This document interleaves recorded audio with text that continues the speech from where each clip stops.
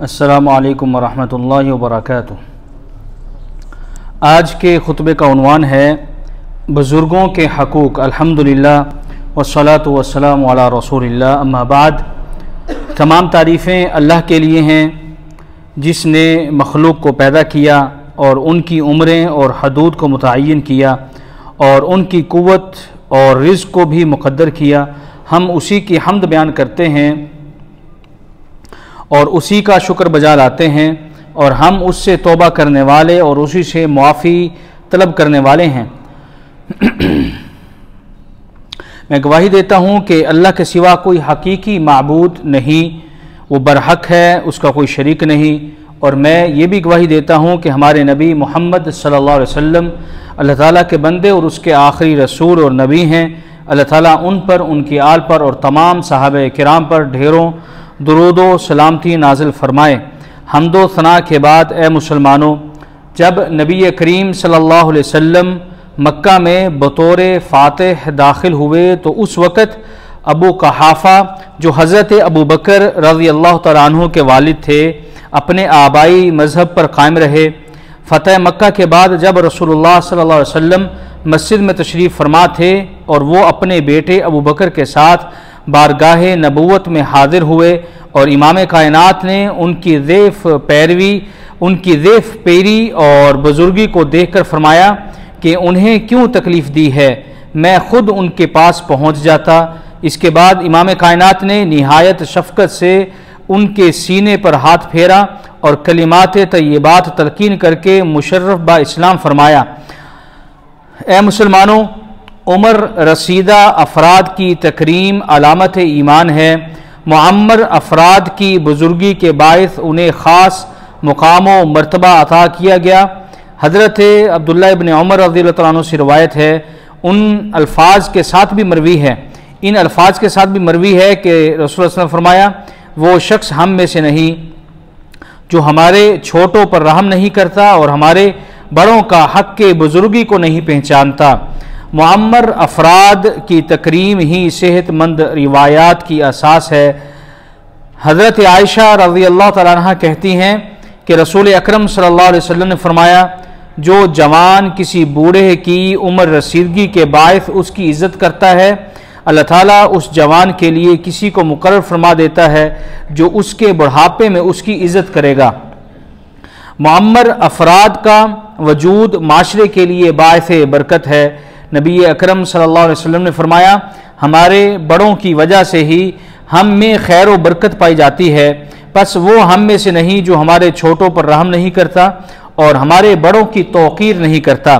مزید رسول اللہ صلی اللہ علیہ وسلم نے ایک اور مقام پر ارشاد فرمایا کہ اللہ تعالیٰ کی طرف سے مہلت پر مہلت دی جاتی ہے، پس اگر جھکنے والے بوڑھے، عاجز و منکسر نوجوان، شیرخوار بچے، خور و نوش کی فراوانی کے ساتھ رہنے والے جانور نہ ہوں تو تم پر مصیبتوں کے پہاڑ ٹوٹ پڑیں۔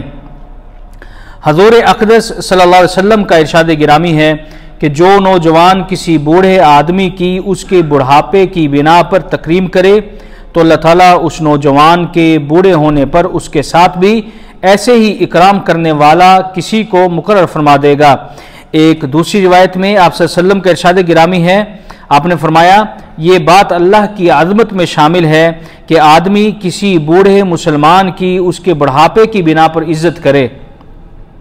حضرت عبداللہ ابن عباس رضی اللہ عنہما سے مروی حدیث مبارکہ میں ہے کہ تمہارے بڑوں کے ساتھ ہی تم میں خیر و برکت ہے۔ حضرت ابو درداء روایت کرتے ہیں کہ حضور کریم صلی اللہ علیہ وسلم نے فرمایا، حضرت ابو درداء روایت کرتے ہیں کہ حضور صلی اللہ علیہ وسلم نے فرمایا، مجھے اپنے ضعیف لوگوں میں تلاش کرو، کیونکہ ضعیف لوگوں کے سبب تمہیں رزق دیا جاتا ہے اور تمہاری مدد کی جاتی ہے۔ اے اللہ کے بندو، ارشاد نبوی ہے، وہ ہم میں سے نہیں جو ہمارے چھوٹوں پر رحم نہ کرے اور بڑوں کی عزت نہ کرے۔ یہ اسلام کی انسانیت نوازی اور اس کا درس احترام ہے جو اس ارشاد گرامی سے صاف طور پر ظاہر ہو رہا ہے۔ جو اپنے سے بڑی عمر والوں کے ساتھ عظمت و احترام کا برتاؤ نہ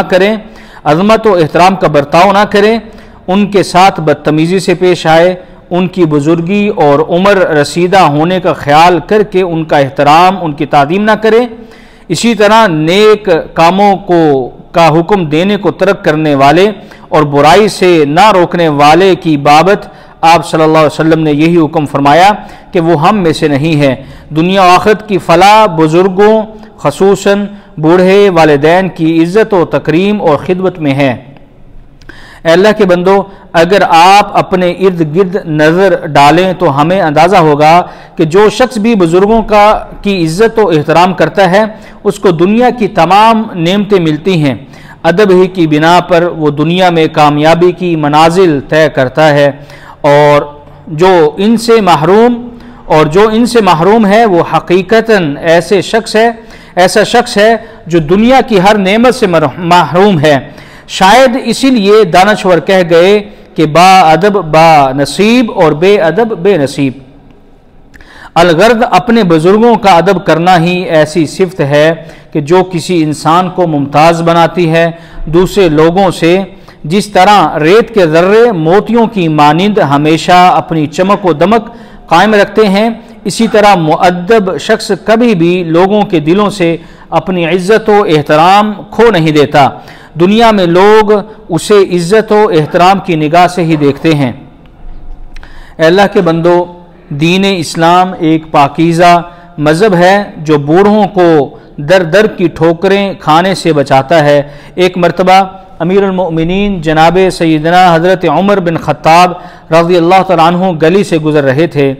دیکھا کہ ایک نابینا بوڑھا ہاتھ میں کشکول لیے بھیک مانگ رہا ہے۔ شکل و صورت سے ذمی معلوم ہوتا تھا۔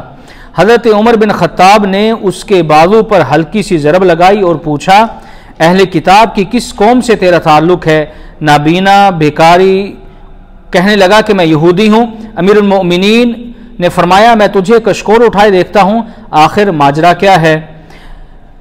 تو نابینا بھکاری بولا کہ ایک تو جزیہ ادا کرنا ہوتا ہے، دوسرا میری زندگی کی ضروریات بھی ہیں، تیسرا میں بوڑھا ہوں اس لیے کما نہیں سکتا۔ پھر میری ضروریات زندگی کا مسئلہ کیسے حل ہو اور جزیہ کہاں سے ادا کروں؟ لہذا بھیک مانگ رہا ہوں۔ امیر المؤمنین نے جب اس کی بات سنی تو اس کا ہاتھ پکڑ کر اپنے گھر لے گئے اور ممکن حد تک مال عطا فرمایا۔ پھر بیت اللہ کے خازن کو بلا کر حکم دیا، اس نابینے بوڑھے یہودی اور اسی طرح کے دوسرے اہل کتاب کا خوب خیال رکھو۔ اللہ کی قسم ہم نے اس بوڑھے یہودی کے ساتھ انصاف نہیں کیا۔ اس کی جوانی میں تو ہم اس سے ٹیکس لیتے رہے، اب بڑھاپے میں اس کو ذلیل کر رہے ہیں۔ اللہ تعالیٰ کا حکم ہے، یقیناً صدقات و خیرات فقراء مساکین کے لیے ہیں، لہذا یہ بوڑھا نابینا اہل کتاب کے مسکینوں میں سے ہے۔ امیر المؤمنین نے پھر بوڑھے اور اس کے مانند دوسرے ضعیف اور غریب اہل کتاب سے جزیہ ساقط کر دیا۔ اے اللہ کے بندو، بزرگوں کی دعاؤں میں بڑا اثر ہوتا ہے۔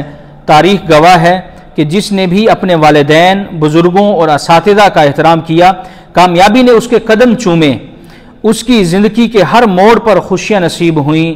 قدرت ایسے لوگوں کی راہ میں آنے والی ہر رکاوٹ کو دور کر دیتی ہے، کیونکہ بزرگوں کی دعائیں ان رکاوٹوں اور مصیبتوں کے راستے کی رکاوٹ بن جاتی ہیں۔ ایک صحابی فرماتے ہیں کہ ایک بوڑھا آیا، وہ نبی کریم صلی اللہ علیہ وسلم سے ملنا چاہتا تھا۔